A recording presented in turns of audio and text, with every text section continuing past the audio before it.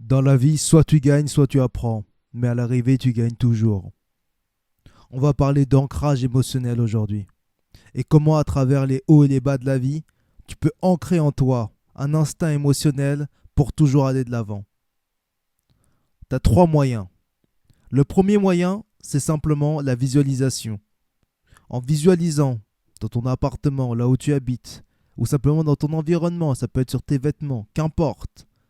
Mettre une phrase, un objet positif, une chose qui t'ancre par rapport à une émotion forte que tu as reçue, une émotion positive.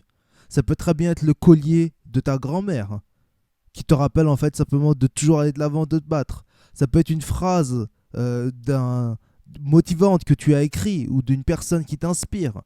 Ou même encore mieux, ça peut simplement être en fait une vision d'une chose que tu veux manifester dans cette vie. En image, tu la colles sur ton frigo, aussi simple que ça. En mettant cette visualisation tous les jours dans ton environnement, ça crée un ancrage.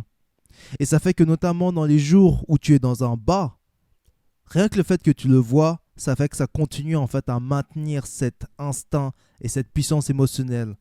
Concrètement, ça augmente le magnétisme pour que ça rentre dans ta vie. La deuxième chose, au-delà de la vision, c'est l'audio. Enregistre ta voix.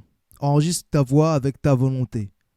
Et dans les moments où tu es dans le bas, tu écoutes cette voix. Dans les moments où tu apprends, tu écoutes cette voix. Ça rentre dans ton subconscient.